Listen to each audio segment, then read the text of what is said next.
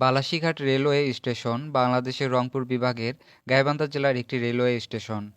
British শাসনামলে Brahmaputra Sultanpur railway company ১৮৯৯ থেকে ১৯০০ সালে সান্তাহার থেকে ফুলছড়ি উপজেলার তিস্তামুখ পর্যন্ত মিটার গেজ রেলপথ নির্মাণ করে। এই সময়ের মধ্যে বালাসীঘাট রেলওয়ে স্টেশনটি তৈরি করা হয়। বর্তমানে বালাসীঘাট রেলওয়ে স্টেশনটি অব্যবহৃত অবস্থায় পড়ে থাকলেও এর রয়েছে শত বৎসরের ইতিহাস।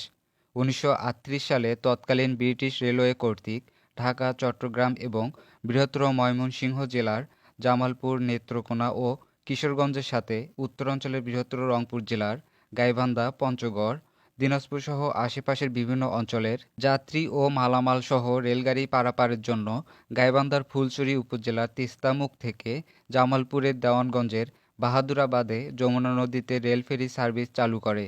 পরবর্তীতে নদীর নাব্যতা সংকটের কারণে ফেরি সার্ভিসটি তিস্তামুখ থেকে বালাসীঘাটে স্থানান্তর করা হয়। যমুনা সেতু নির্মাণের আগ পর্যন্ত উত্তরাঞ্চল থেকে রেলগাড়িতে ঢাকা যাওয়ার একমাত্র সহজ রেলপথ ছিল এটি। দিনাজপুর থেকে রংপুর হয়ে রেলগাড়ি আসতো এই স্টেশনে। এছাড়াও সান্তাহার, বগুড়া, বোনারপাড়া হয়েও মালবাহী ওয়াগন ও যাত্রীবাহী ট্রেন নদী পার হয়ে ঢাকা যাওয়ার জন্য বালাসীঘাট স্টেশনে এসে থামত। ২০০১ সালে যমুনা সেতু চালুর পর নদী ভাঙ্গন ও নাব্যতা সংকটের অজুহাতে বালাসীঘাট থেকে বাহাদুরাবাদ ঘাট পর্যন্ত রেলওয়ে ফেরি সার্ভিসটি বন্ধ করে দেওয়া হয়। এর ফলে ঢাকা, চট্টগ্রাম সহ বিভিন্ন জেলার সাথে উত্তরাঞ্চলের শত বছরের রেল যোগাযোগের এক অংশের পরিসমাপ্তি ঘটে।